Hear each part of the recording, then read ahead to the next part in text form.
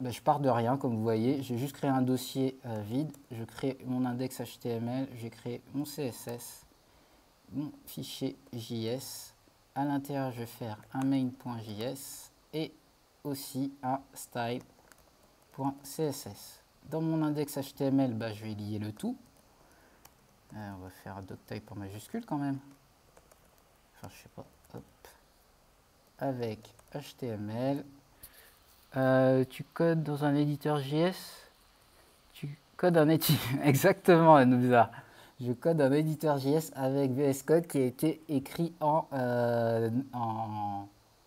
JavaScript, tout simplement, avec Electron. Donc le head, title, c'est méta. Tout est méta ici. Exactement. Exactement. On va se mettre quand même. On parle de méta, on va mettre le charset, le méta charset. Je fais vraiment très simple. L'idée, c'est vraiment pour ceux qui démarrent d'avoir les bases de la programmation. Enfin, les bases, ça pousse quand même, mais c'est bien. Ah oui, et je ne l'ai pas dit, mais le but, c'est que ceux qui envoient donc éditeur, texte éditeur, j'écris tout en anglais, ceux qui envoient un test, en fait, de ceux qui essayent de refaire la même chose chez eux, et bien en fait, je vais corriger leur travail. Je vais le corriger en live sur le stream. Comme ça permet de s'améliorer. Enfin, vous aurez mes retours. Hein, ils valent ce qu'ils valent. Je suis pas le meilleur. Un stage. Ah bah j'ai mes élèves qui cherchent des stages aussi.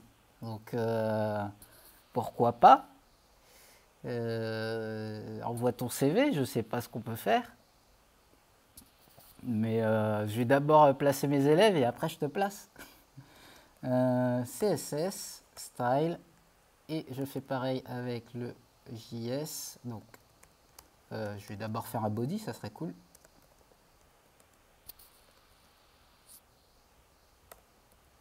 Tu peux me l'envoyer sur Twitter en privé, en message privé.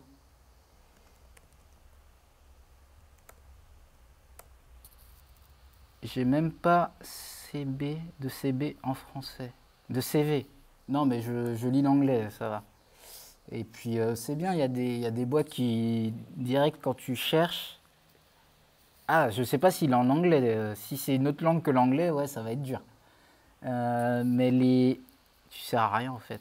Bon ça, Samir Jap, c'est pas moi qui l'ai dit. Alors, première chose quand vous démarrez, donc là j'ai importé les deux.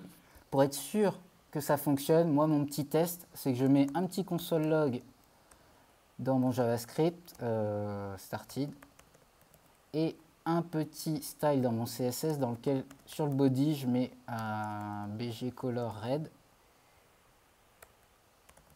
Et on va lancer quand même le serveur. Donc j'ai installé le live server, donc npm install global live server, que j'ai mis sur où tu es. Hein?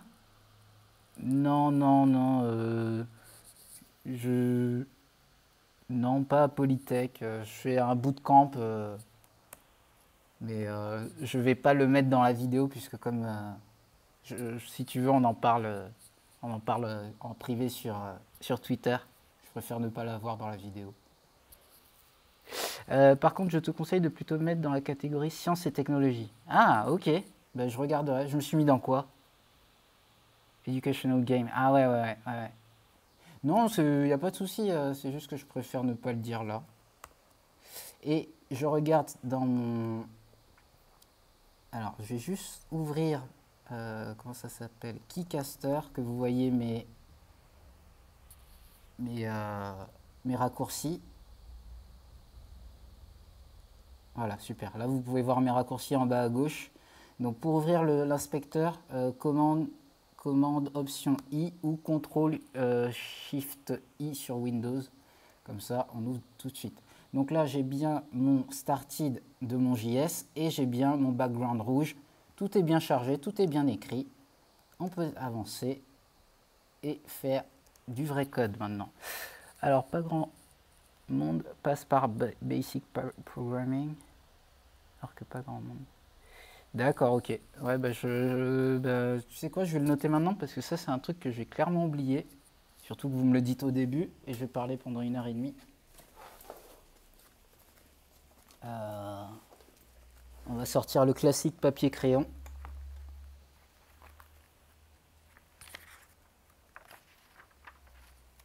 Parce que je suis un développeur, mais dès que je commence un projet, papier-crayon. Alors, change to. Euh, Mais non, mais je vais faire ça après. Non, non, t'es malade, je fais pas ça maintenant. Je comprends pas Twitch là. Je viens de découvrir. Je viens de découvrir papier crayon. On est d'accord. Merci Samir Jap. Je me sentais seul un petit peu. Comment vous avez découvert le développement, les gars?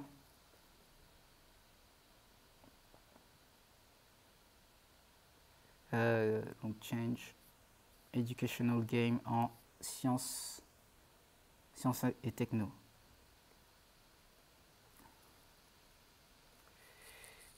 En sciences et techno. Super. Let's go.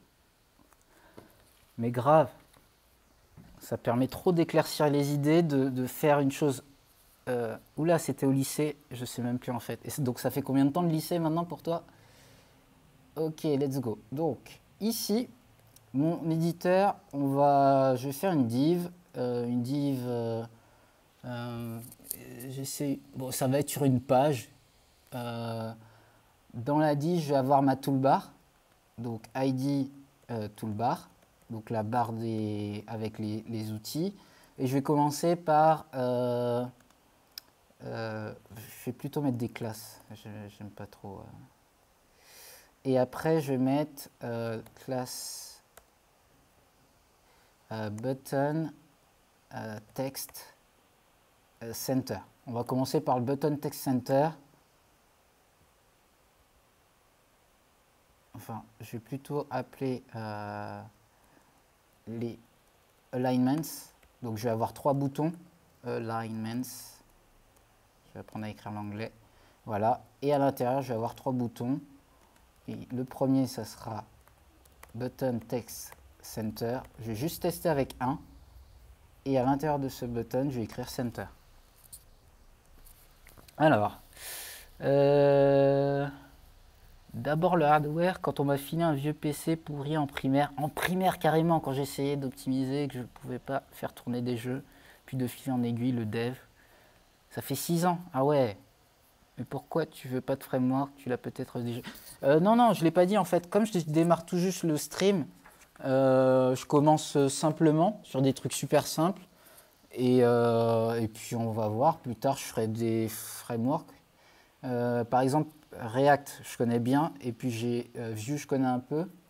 Puis j'aimerais bien apprendre des nouveaux trucs, Python par exemple. Donc ouais, si, je ferai des lives où j'apprendrai justement à coder sur d'autres langages. Mais déjà, je vais commencer avec des trucs que je connais, voir un petit peu ce qui intéresse les gens.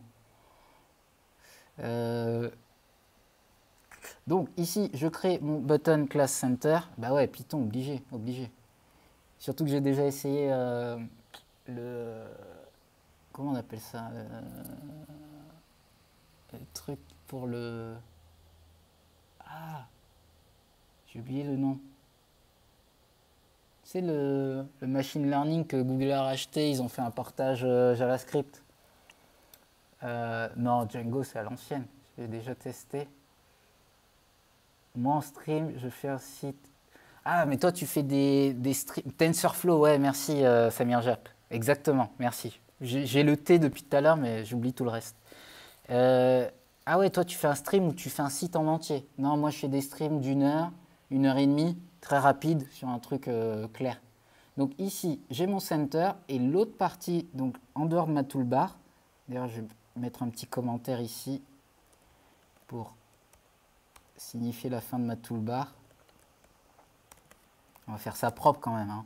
Je ne vais pas coder comme un sagouin. Ouais, j'imagine, c'est long. Non, non, moi j'essaye de faire des petits projets comme ça. J'ai mes gros projets, mais je ne les fais pas en stream. Euh, Peut-être plus tard. prévois 2 heures. Si la communauté Noobsar arrive, tu vas être perturbé la moitié du temps. Ouais, déjà j'ai prévu 1 heure en fait, donc en 1h30 je pense que c'est fini. Et au pire, j'ai prévu 2 heures. On est d'accord. 6 heures de stream? Non, non, non, non. Non, je travaille, j'ai pas le temps d'avoir 6 heures de stream. Et ici, on va avoir notre texte, le texte qui sera en content editable. Sur le content editable, donc sur la plutôt text editor, pas texte tout seul, ça fait un peu bizarre. Je vais rajouter une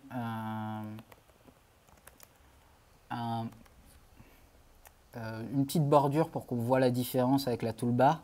Donc border, donc 1px, on va la faire grise, hein, pas un gros black. Attention, je parle de la bordure et non pas de la personne. Hein. Et border radius avec un petit 3px. Ouais, ça va être cool.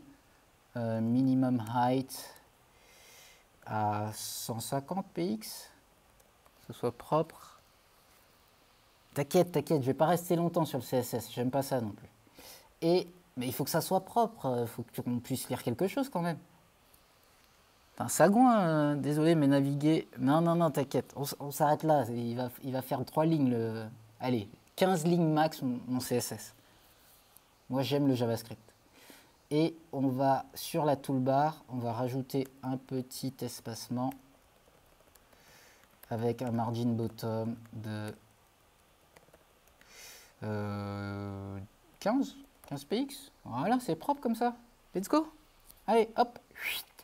C'est fini, Samir Jab. Tu vois plus. Enfin, je vais pas te dire que tu vas plus voir de CSS. Mais en tout cas, on va m'en voir. Première chose que je vais faire, c'est que je vais commencer à charger mes... moi, ce que j'aime bien faire, c'est avoir un objet qui a tout... Alors, je fais relativement simple puisque j'ai pas de framework. Donc, je fais vraiment tout à la main. Je vais tout avoir dans mon scope de Windows. Et je vais juste avoir un fichier, un objet else pour avoir tous mes éléments. Ah, de quoi pour le stage? Ah, tu fais un stage où tu as fait que du CSS. Ah, mon pauvre. Ah, je supporte pas le CSS. Donc, qu'est-ce que j'ai chargé? J'ai déjà chargé mon texte editor. Ouais, texte editor qui est nul par défaut au chargement de ma page. Et mon bouton, donc mon button center, qui sera nul par défaut. Et après, on va tout faire à l'ancienne. Donc, je vais créer un const init qui va être ma fonction de démarrage. Donc, une variable qui contient une const init. Je fais tout en ES6. Si un jour ça vous intéresserait de voir de l'ES5, je crois que ça n'intéresse personne. Et là-dessus, je fais mon petit window add event listener sur lequel je charge le load et sur le load, je mets mon init. Comme ça, voilà, je charge bien mon code après que le DOM se soit chargé tranquillement. Et là, au chargement du DOM, je vais attacher tous mes... J'ai attaché tous mes éléments. Comme ça, je vais pouvoir les réutiliser à travers toute mon application dans d'autres fonctions sur tout le scope du Windows. On a été servi avec Noobsard. Ah, vous êtes dans le même stage, les gars? Vous connaissez Kylian Dev et Noobsard? Et pardon, et Samir Jap? Attends, là, je mélange, hein, je mélange. C'est souvent ma faute qui n'est pas productif. Ouais, je suis pas trop suivi. Non, non, il était sur... Ah oui, c'est vrai, c'est vrai, c'est vrai. Ah oui, d'accord, tu es en stage, mais tu es sur le stream de quelqu'un d'autre. Ah ouais, tu vas être productif, on est d'accord.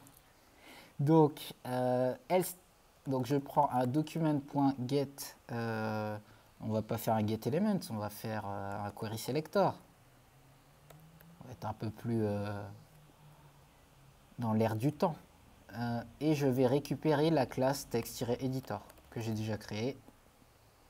Alors pour ceux qui démarrent, parce que je crois qu'il y en a aussi qui démarrent et qui ne parlent pas trop, en général, pour tous les CSS, je mets tout le temps des tirets.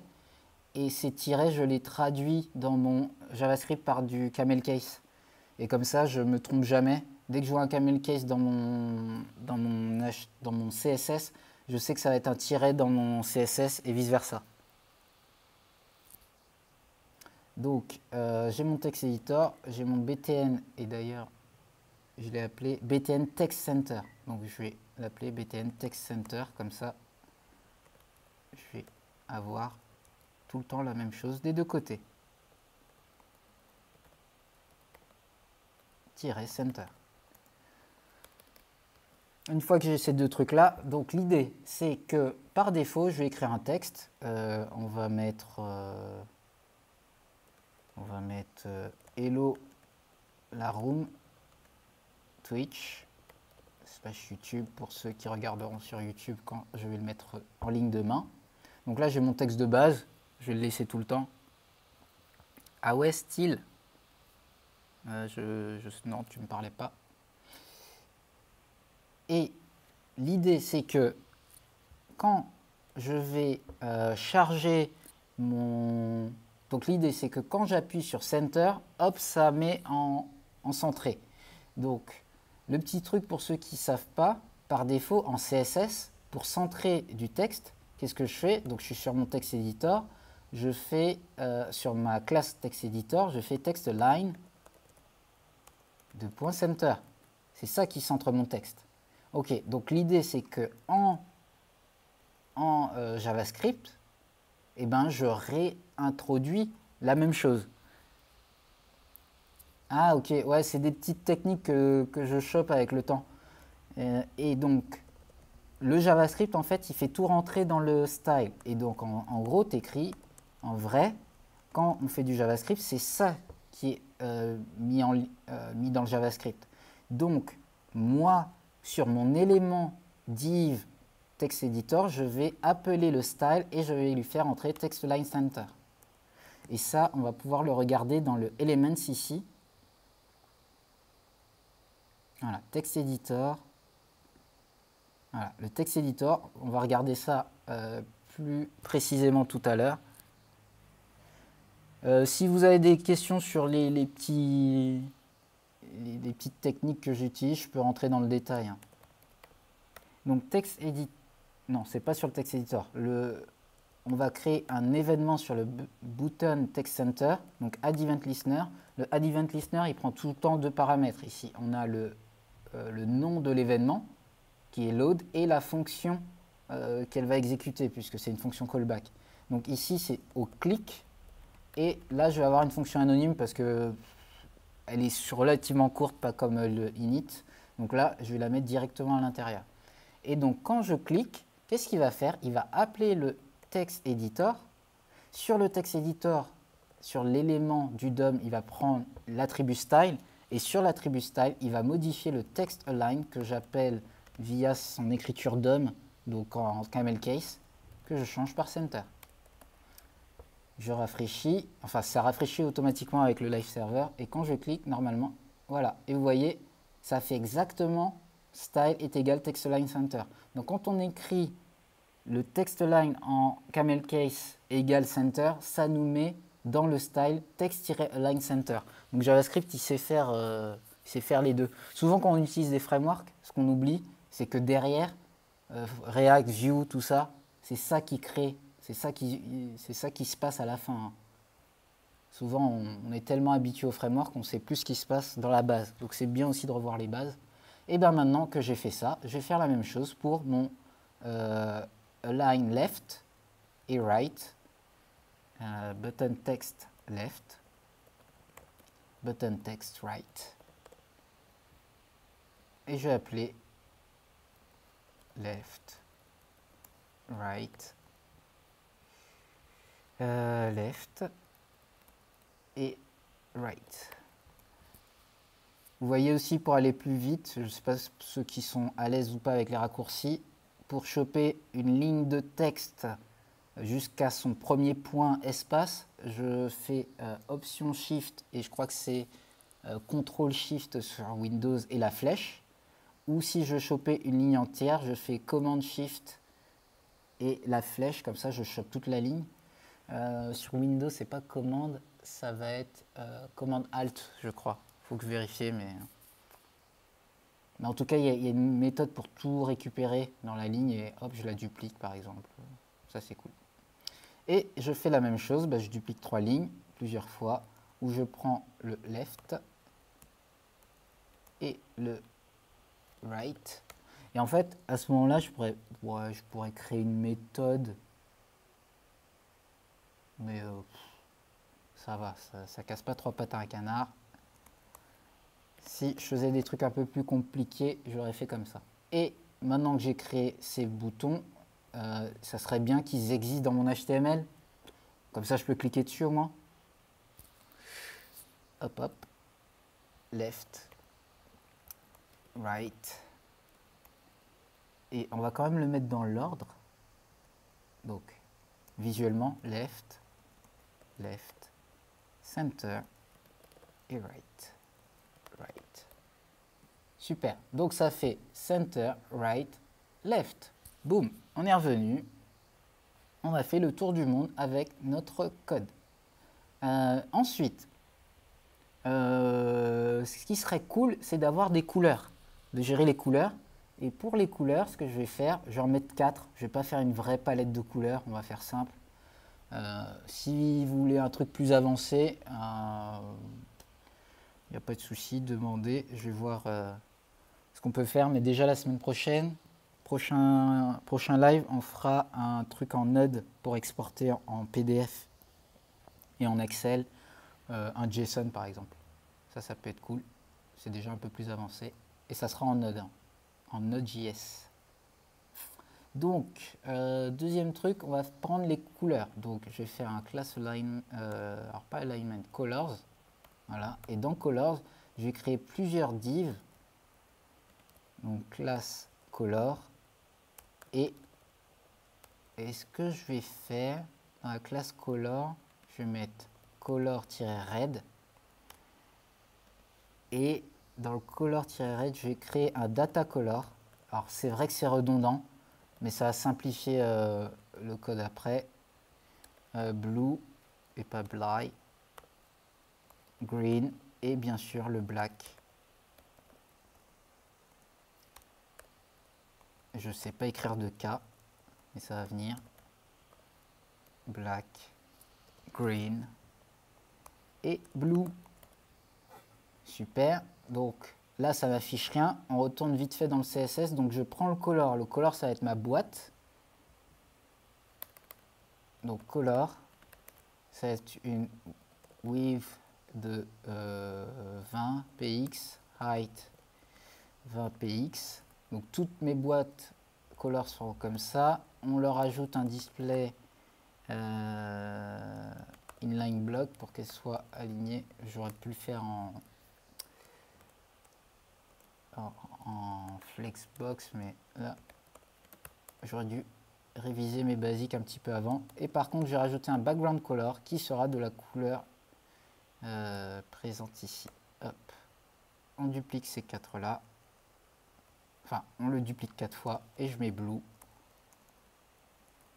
Blue et red. Red. Et enfin, je mets du green. C'était le dernier. Green. Voilà, super. J'ai mes 4 couleurs. C'est comme le stylo 4 couleurs. Et ça, je vais le centrer. Donc ça veut dire que colors et alignments, ils sont alignés les uns avec les autres. Donc ici, point colors, virgule, point alignments, display, inline block. Voilà, ils sont à la suite. On gérera ça juste après. Ce qui veut dire que quand je vais cliquer, dernier petit truc, moi j'aime bien, quand je passe ma souris sur un texte comme ça, là quand on passe sa souris sur le bouton, il change de couleur. Moi ici, je ne change pas du tout. Donc ce que je vais faire, c'est que je vais changer le curseur. Donc je vais aller dans Color, et je mets curseur, pointer, comme ça fait une petite main. Hop. Je trouve ça cool. Donc maintenant, on sait qu'on peut cliquer dessus. Et après, et ben maintenant, on va rajouter les événements. Sauf que là, on va créer un seul événement. Et on va... Parce que... En fait, je vais créer un seul événement et un seul élément. Et l'élément, ça va être colors. Colors qui sera nul. Je vais appeler toute la div colors qui a les 4 couleurs. Je vais importer, enfin je vais l'attacher ici, comme d'hab. Et je vais avoir un seul add event listener. C'est toujours mieux d'avoir le moins d'event listener possible. Pareil, ça sera au clic. Et on a une fonction d'appel. Et ce que je vais dire ici, on va récupérer sur le clic la target. Donc ça va être le bouton sur le bouton sur lequel on clique. Et je vais lui dire quoi? Je vais lui dire if target as class. Non, attends. Non, class name. Non, as class, ça c'est du jQuery. Donc class names. Ah, je me rappelle plus. Alors on va directement tester ça dans la console, que j'y ai accès super rapidement. Donc je me fais un petit... Ah oui, else n'existe pas, donc c'est else.colors. Alors, document.querySelector qui s'appelle .colors ici. Et sur le .colors, je devrais avoir class list. Voilà, je me disais bien que c'était pas class name. Donc sur class list, je sais que j'ai la méthode contains. Je vais revérifier classlist.contains. Voilà. Et il va me dire si mon class list contient le point color. Contains, pardon, color.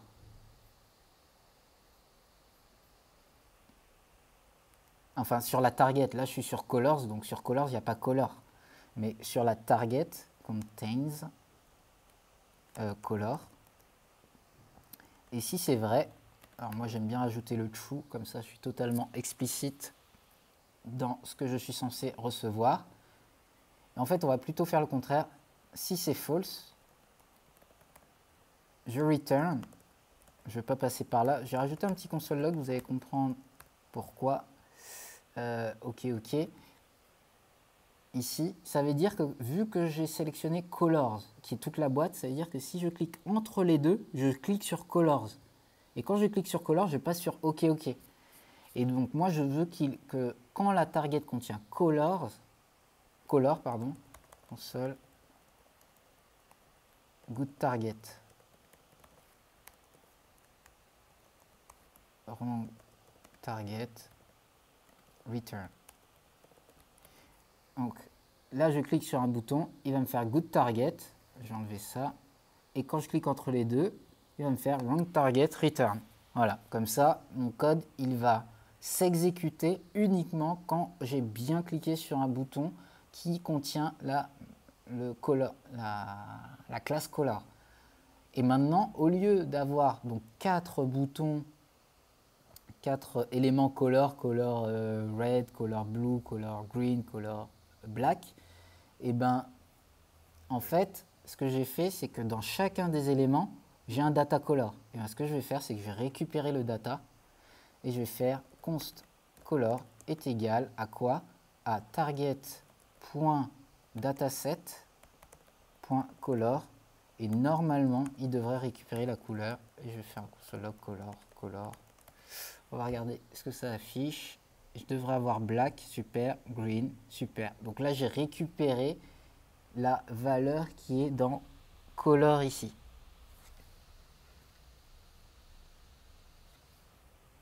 Donc on est à combien? 35 minutes. Ok. Alors je vois qu'on a Benodo, Commander Root, Crunchy Chip et Afida et Tieb T. Salut à vous, que j'avais pas vu.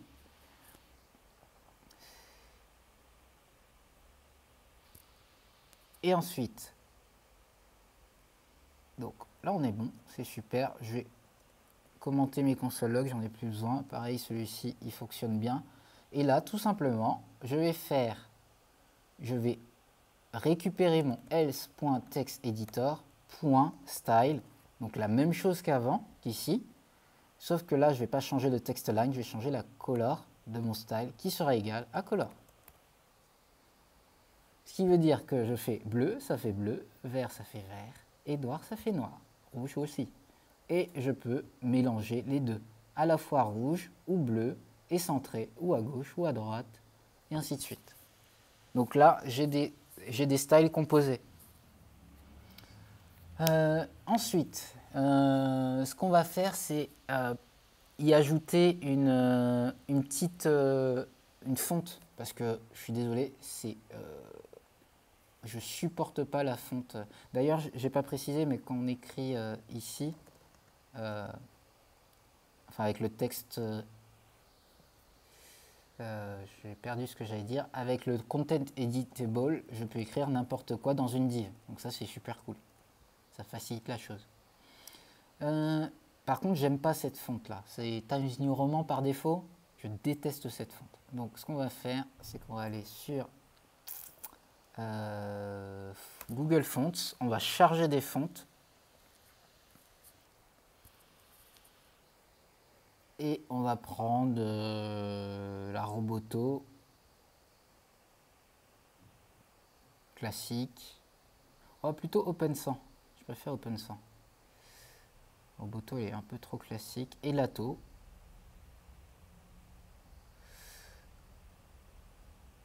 Et Oswald, il y a combien de styles dessus? Je sais pas s'il y a des styles. Ah, Poppins, il y a 18 styles. Super. Ah, on va se prendre une petite sérif quand même. Parce que là, on va pas prendre Poppins, on va prendre une sérif.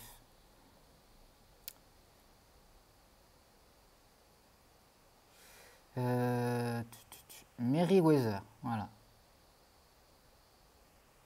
Qui a plusieurs styles. Et je vais toutes les charger. Donc, je vais prendre sur chacune des fontes le classique. Et alors, j'ai entendu comme quoi il y a eu un follow, mais j'ai pas vu qui. Merci au follow. Je sais pas qui tu es. Je sais pas pourquoi ça a bugué. Ah, Thieb T. Salut Thieb. J'ai un petit peu de lag. Donc, en fait, ce que je vais faire ici, c'est que je vais prendre trois types de fontes. Le Regular, l'italique et le bold. Et le bold italique. Parce que je vais mixer les deux. Donc, alors déjà, avant ça, je vais prendre 4 fontes pour avoir 3 résultats visuels. Donc, le Regular, l'italique, le bold et le bold italique. Je fais la même chose sur OpenSan. Le Regular,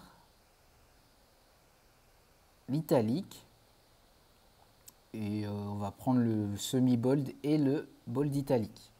Et le semi-bold italique, on va prendre le même à chaque fois. Et pareil pour Lato, donc Regular, italique, le bold et le bold italique. Donc là, j'ai un... Ah oui, sauf que ça n'a pas chargé. Alors, si je rafraîchis, est-ce qu'il prend en compte les... Super. Voilà, donc là, j'ai tous mes... Non, là, j'ai juste le style de Lato. Il n'y a pas un truc qui me récupère tout? Bon, c'est pas grave.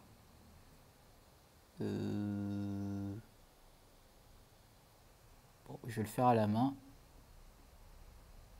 Ah, c'est relou ça. Je pensais qu'il allait tout me charger d'un coup parce que je dois tout rebuilder. Bon, c'est pas grave. Ça prend pas longtemps. Donc, je vais dans mon HTML maintenant, ici, et je rajoute cette première fonte qui a les 4 fontes que j'ai dit.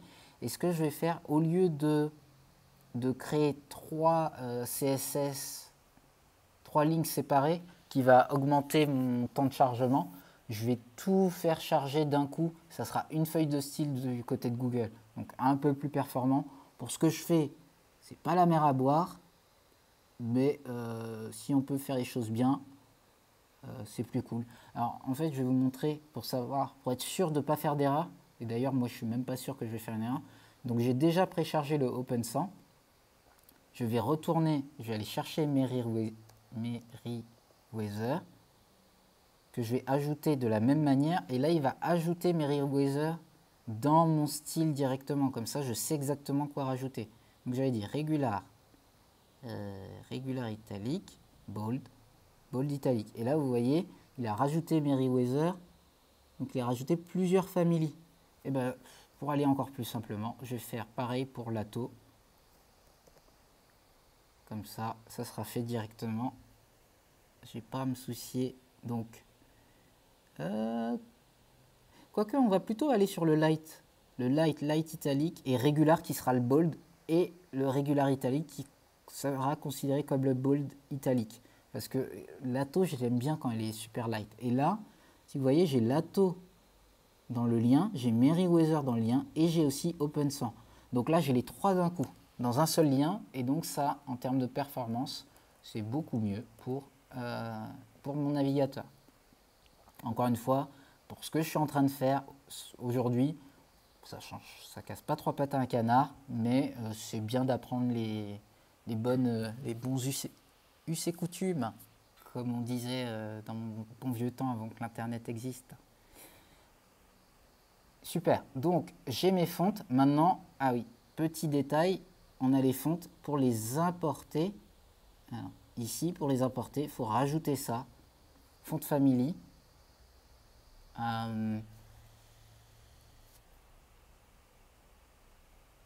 Donc, elles sont toutes sans... Bah, en fait, je mets juste le nom de la fonte. Hein. Je ne me casse pas la tête. Donc, ce que je vais faire, c'est que je vais créer un select. Donc, hop, on rajoute div class fonts. Dans fonts, on a un select. Ce select, il va avoir des options. Par défaut, l'option est vide. Donc, tous les selects ont des options. La première est vide, afin que je puisse partir de 0.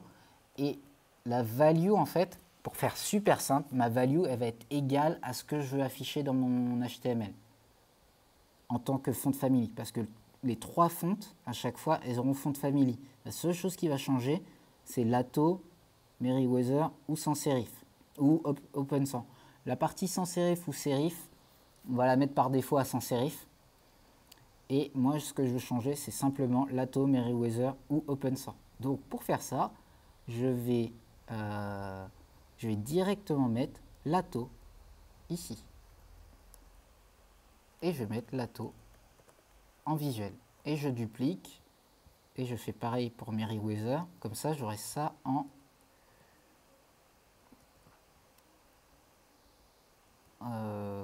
affichage. Et pour OpenSAN, pareil. Donc là, c'est strictement égal. Mais en général, si vous avez des valeurs bien précises à envoyer dans votre code, dans le value, vous mettez la valeur que vous voulez dans votre code. Mais ici, le Merriweather, on peut rajouter font Merriweather. Mais ce qui sera reçu par l'HTML ou par le JavaScript, c'est la partie value. C'est ça qui est important. Dans votre code, c'est ça qui est important. Et ça, c'est pour votre utilisateur. Donc, par exemple, pour l'utilisateur, si les fontes sont dans plusieurs noms en anglais et que vous voulez le traduire en français, vous pouvez traduire dans la partie ici. Par contre, là, vous gardez un nom en anglais ou un nom en français et ça sera invariable. Ça sera tout le temps le même nom parce que votre code derrière, il ne connaît pas les différentes langues.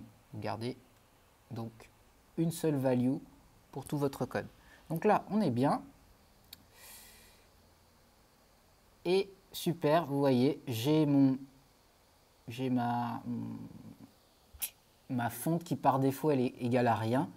Et le but, c'est que quand je clique et que je change, eh ben, ça change la fonte. Donc de la même manière, pour changer une fonte, et à chaque fois, je vais vous montrer pour qu'on s'en rappelle, pour changer une fonte par défaut.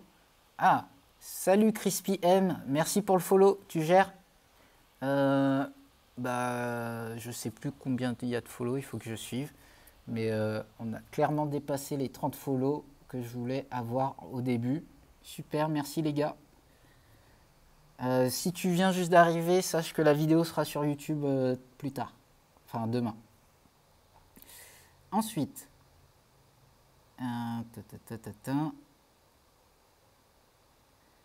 je vais directement ici, je rajoute un style,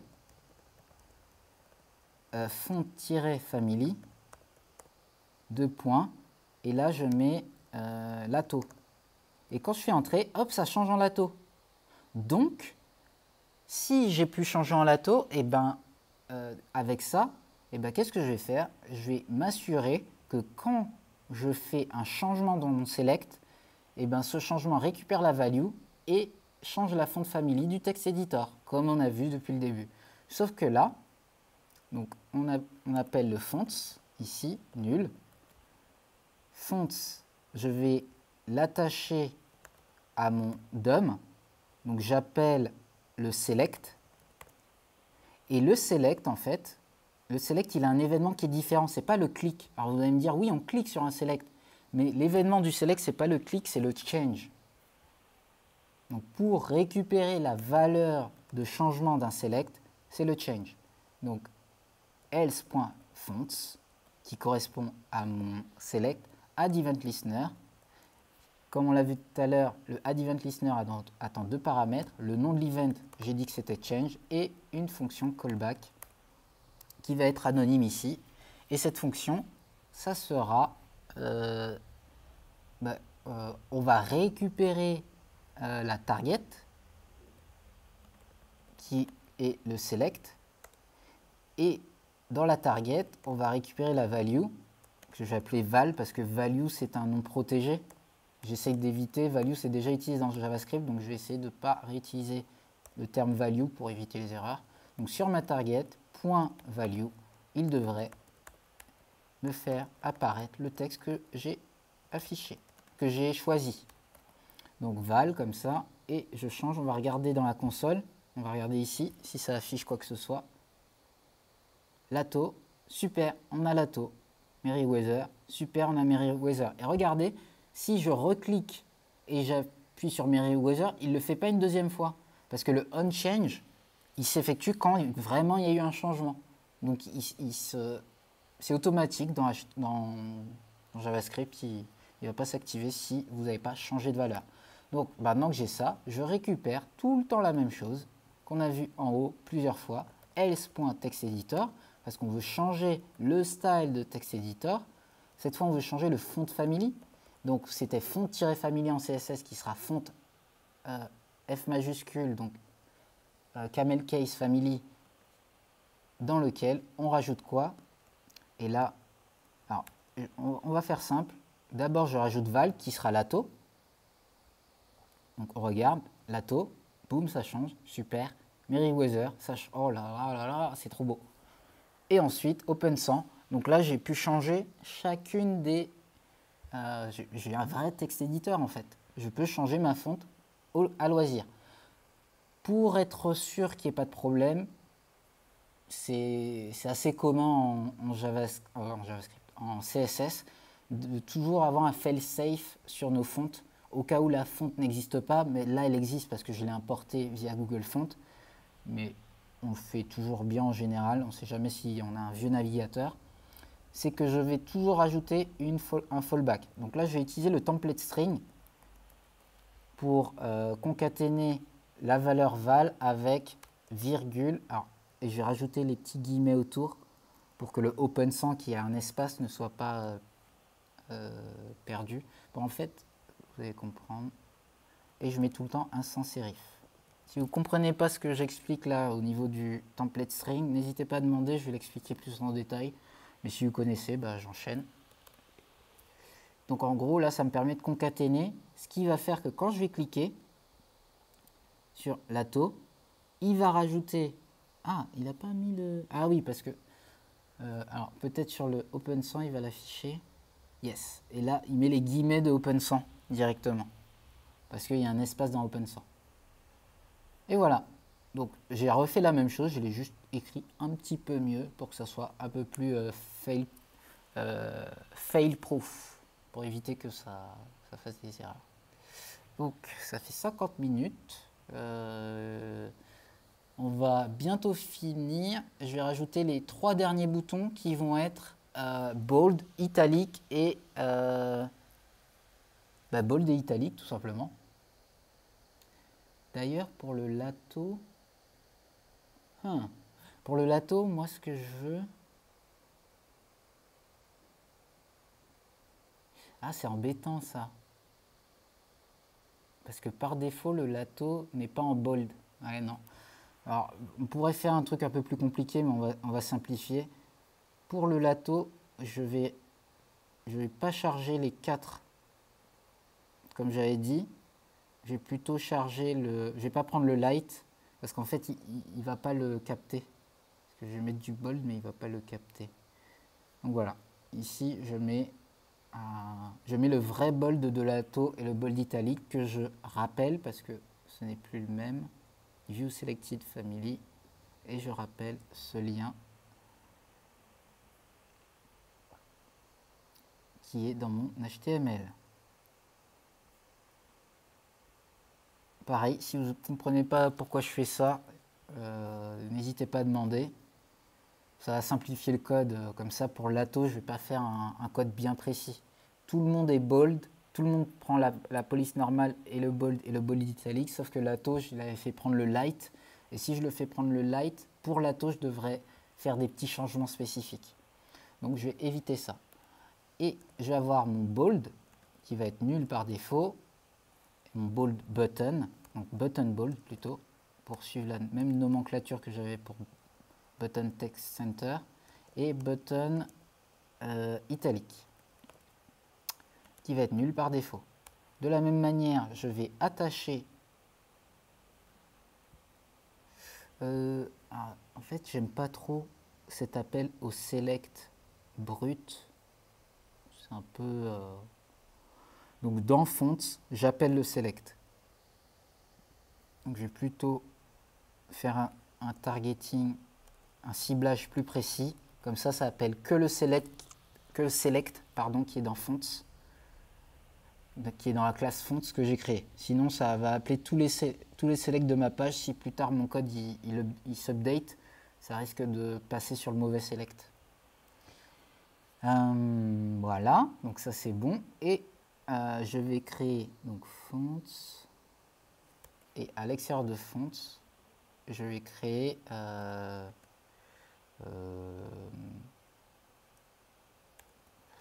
sais pas comment j'ai appelé ça. Classe decoration, je dirais, sur le font decoration. Voilà, je vais l'appeler comme ça. Donc ça va être la classe font decoration, et sur la classe font decoration, je vais avoir 2 boutons, le bouton bold et le bouton italique. Et ce bouton bold puis italique, on va avoir une classe qui va être qu'est-ce que j'ai mis, button bold, et je vais rajouter un disabled. On va voir ça juste après, vous allez comprendre, mais pour l'instant je le rajoute comme ça j'oublie pas et ça me permettra de styliser. Et ici un button italique direct. Donc on va faire simple pour l'instant, oubliez le disabled, mais je le mets pour ne pas oublier. On reviendra dessus juste après. Donc j'ai mon button bold, mon button italique qui ont maintenant une classe HTML. Et, ah oui, j'avais déjà dupliqué ça. Donc button bold, ici, qui va appeler .btn, btn-bold.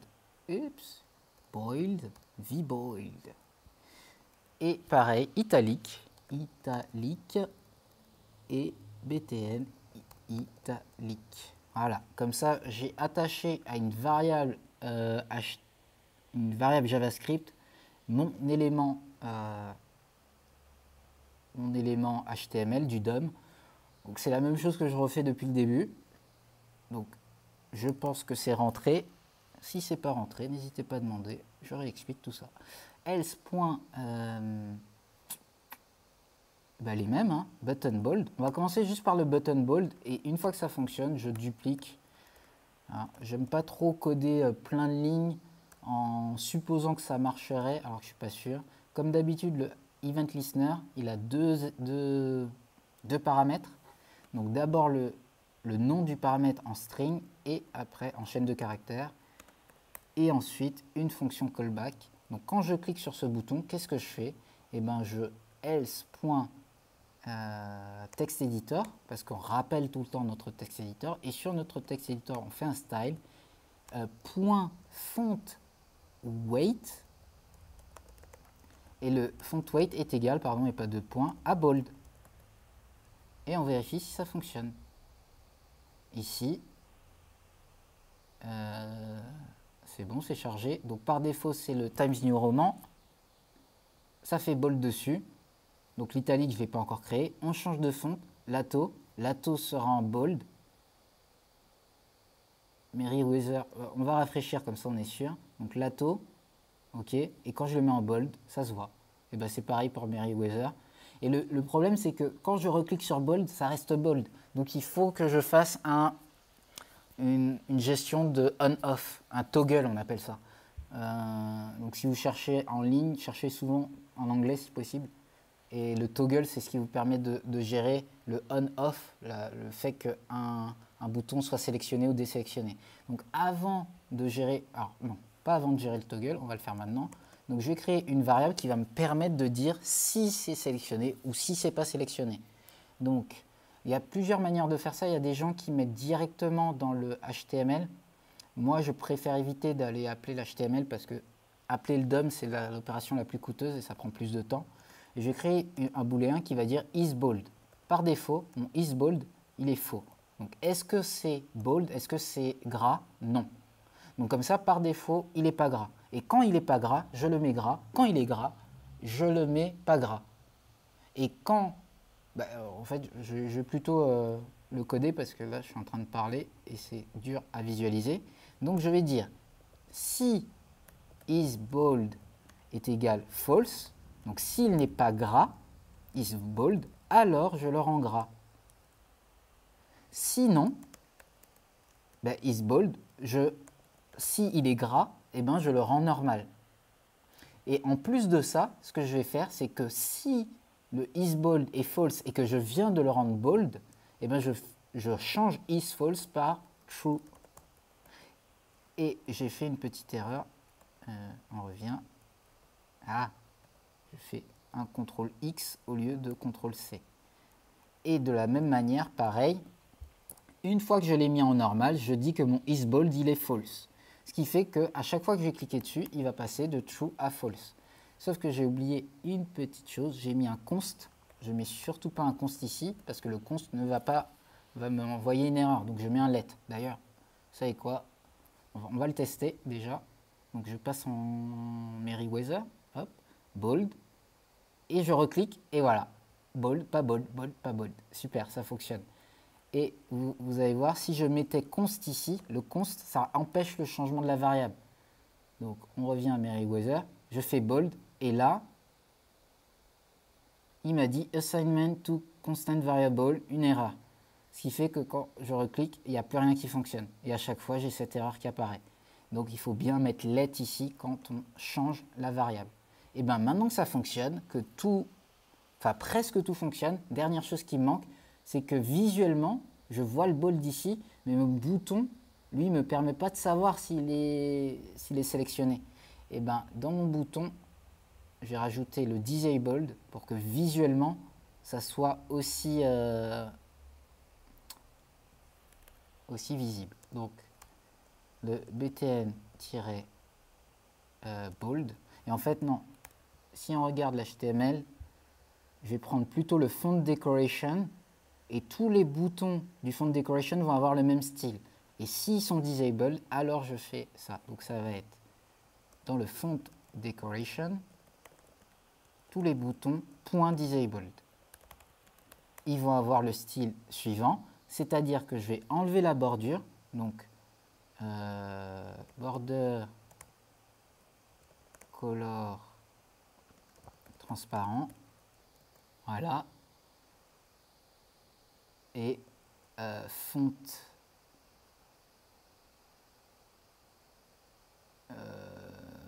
color, pardon, la couleur de texte, elle va être un peu grise, mais assez foncée. Voilà, super.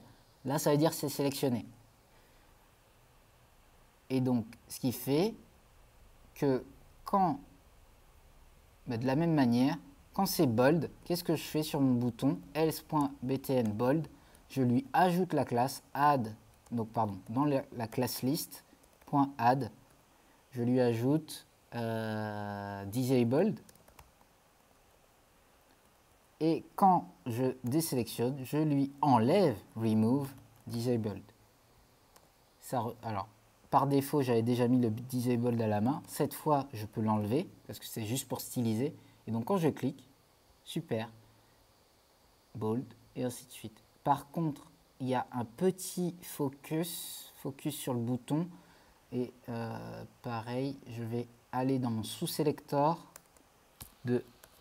Bon, là, je vais loin, on n'est pas obligé, mais c'est pas propre. Donc, je prends mon sous-sélecteur focus. Sur le focus, je mets le border color transparent aussi. Donc, on regarde.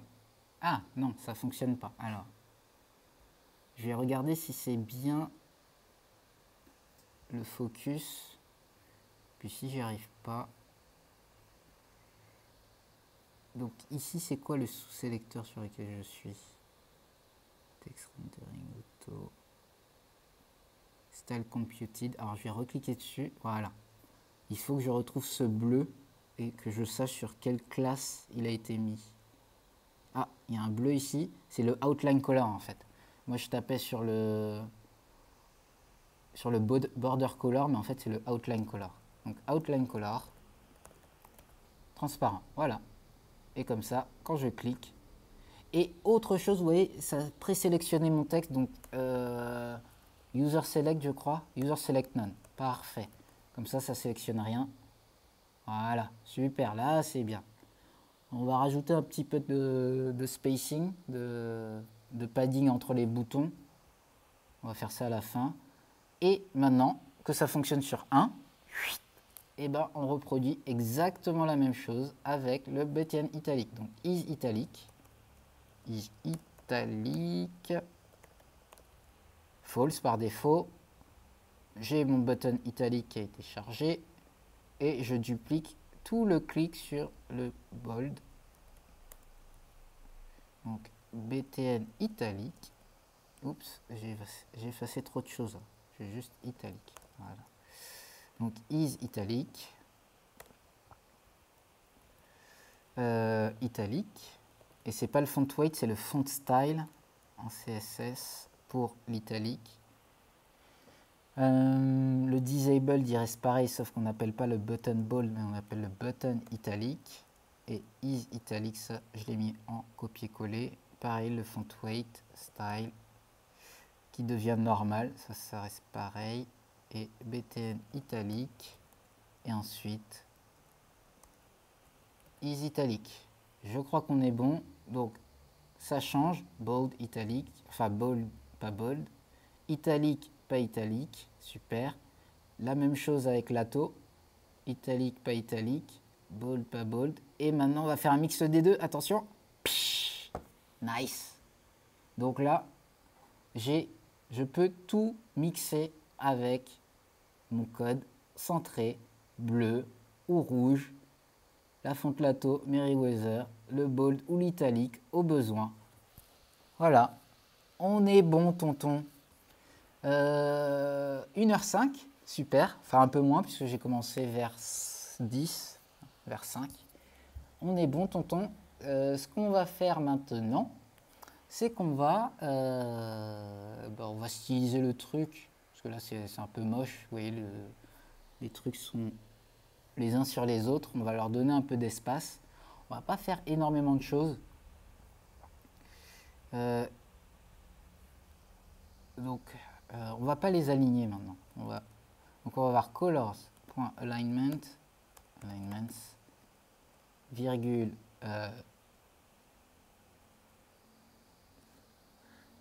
quoique, color alignments, on va vertical align middle. Voilà, super, ils sont un peu plus centrés. Et ensuite, les deux fontes ici, ils vont être aussi alignés. Donc, fonts, virgule, point, font decoration. Et on leur met la même chose. Mais ils sont alignés entre eux. Ah oui, d'accord. Et ben, on va mettre une petite div de séparation. Parce que je veux pas les aligner les uns avec les autres. Je vais les aligner deux par deux. Et qu'ensuite, ils passent à la ligne. Div. Voilà. Div sur div. Voilà. Et maintenant, la première div dans mon entrée de toolbar. Donc, ce que je vais faire ici, je vais prendre toolbar. Toolbar, le premier enfant div. Donc, c'est le premier enfant div et c'est pas toutes les divs. Et bah lui, je lui fais un margin bottom de 15 px, comme ça on a un petit espace. Voilà, on a les fontes et l'alignement des boutons et des couleurs, c'est propre. Je suis en avance, on est bien, on va faire les choses propres, on va aller chercher du font awesome. Est-ce que font awesome il va m'embêter ou j'ai un CDN de font awesome? CDN font. Ah non, je vais plutôt prendre le Material Icon parce que Material Icons il est directement dans Google Font. Allez, je vais charger ça.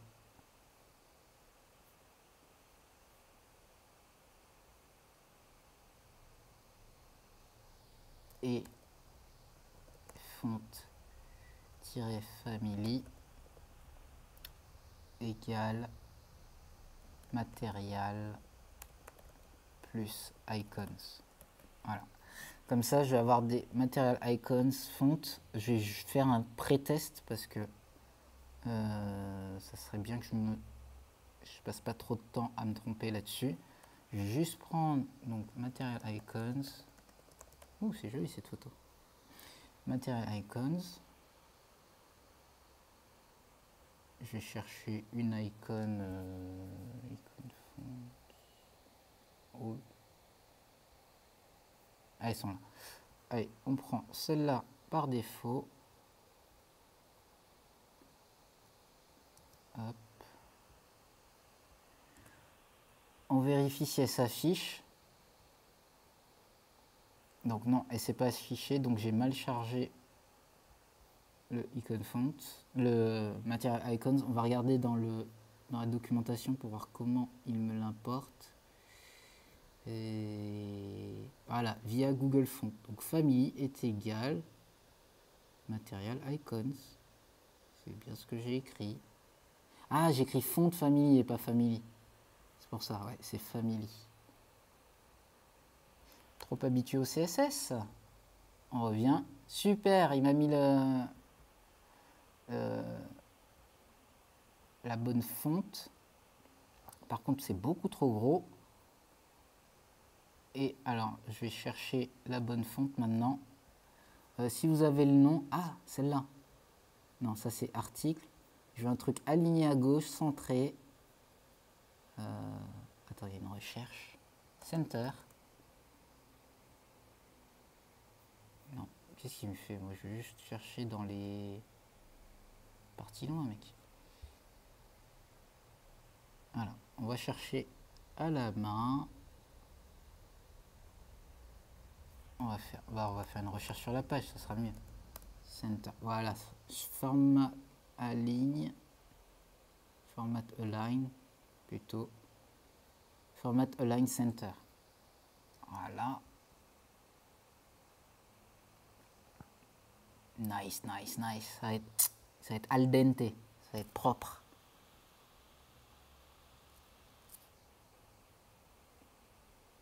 Ah, parfait, tu trouves ça cool, Afida? Nice.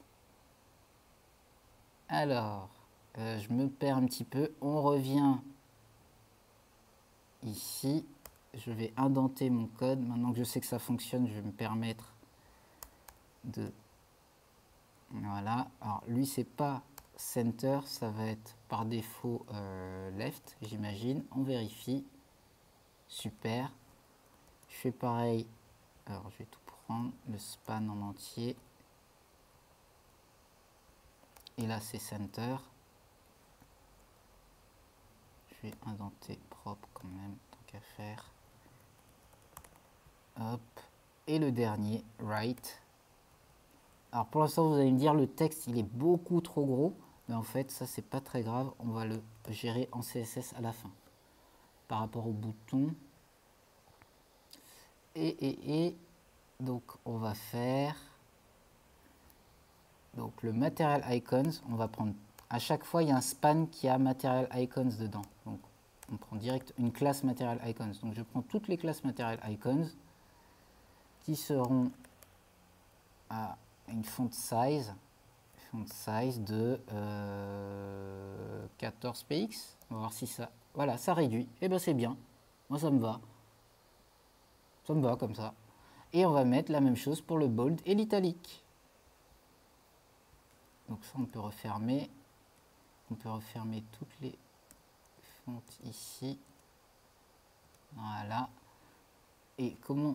je fais une recherche. Bold. Voilà, format bold et format italique. Aïe, trop bien. Et bah pareil, je charge les deux. Format bold, ici.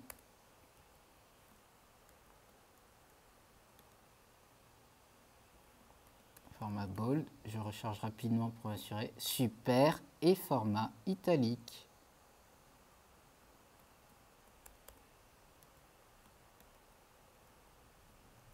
Italique. Ouh, nice, nice, very nice. Ouais, je suis allemand. Ouh, propre, propre. Alors pourquoi j'ai ce petit espace? Allez, parce que je suis en avance. Ah, dans le button. Pourquoi j'ai cet espace dans le button?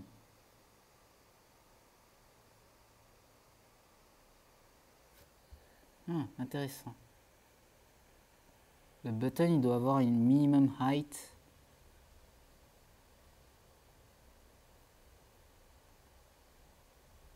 Ouais, bon. Je vais pas trop me casser la tête là-dessus.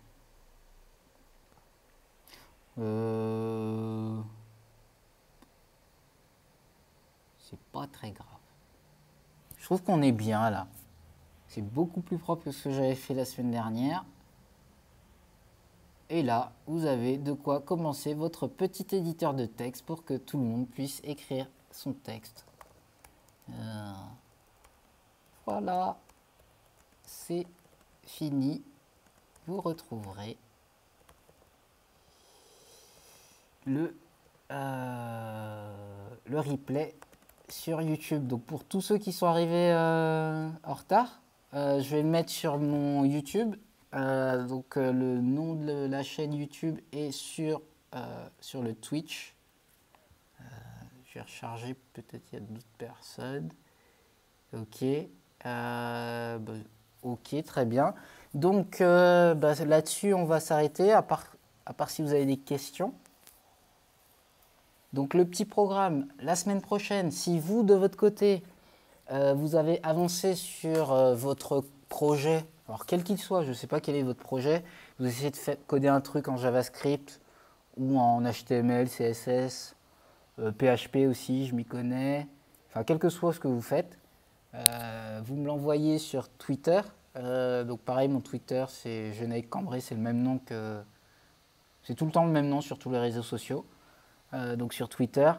Et si vous me l'avez envoyé avant, donc mardi 1er septembre, on va dire lundi 31 août, et ben j'aurai le temps de le regarder et de pouvoir l'intégrer et de vous faire un retour live sur votre code, voir les petits trucs à améliorer, en général l'indentation, comment nommer les variables, des petits trucs comme ça. Ou si vous avez un code plus poussé, pareil, on verra ce que vous m'envoyez. Je vais essayer de le corriger. Bien sûr, mon conseil ne vaut que... Enfin, je suis pas le meilleur, hein, mais je vous dirai ce que j'en pense et tout. Hein. Ça ne veut pas dire qu'il faut changer votre code. Donc ça, on va faire ça pendant 10, 15, 5, 10 minutes en début de partie, si j'ai reçu du code. Si j'ai pas reçu de code, bah, c'est pas un souci. Je vais enchaîner sur les 2 projets donc, qui seront mardi 1er et mardi 8. Ce sont des projets filés. On va apprendre à exporter du JSON en Excel et en PDF avec Node.js. Ça va être cool. Et ensuite, la semaine d'après, le mardi 8, on va faire une signature. Et là, ça sera plus du front-back. Ça sera plus un petit code front et back dans lequel on aura du Canva pour faire une signature en ligne. Donc je vais même peut-être sortir mon iPad et faire le truc sur l'iPad. Je ne sais pas si je vais pouvoir faire un partage d'écran à partir de mon iPad. Comme ça, je vais pouvoir signer à la main sur mon iPad. Et ça va sauvegarder sur mon iPad dans... Excusez-moi. Pardon. Ça va sauvegarder sur mon iPad pour envoyer en back-end une signature. Et cette signature, je vais l'exporter sur un PDF. Ouais, non, je vais pas faire ça. Je vais pas faire la mitraillette. Non, ça fait pitié. Donc voilà, le petit programme. Vous pouvez m'ajouter sur Twitter pour savoir quand est-ce que je vais partir en live, ou sur Meetup pour ceux qui sont sur Meetup, ou c'est tout. Si vous voulez checker mes programmes, ça sera sur codiscovery.co pour vraiment aller à un niveau au-dessus, parce que là c'est vraiment la base de la base. Si le JavaScript ça vous intéresse de fou, codiscovery.co, et là vous pouvez checker mes programmes un peu plus poussés. Sur ce, merci de votre attention, c'était cool. Et on se dit à dans 2 semaines, mardi 1er septembre, ou sinon dès demain, il y a le live, le replay de ce qu'on a fait aujourd'hui. Bonne soirée!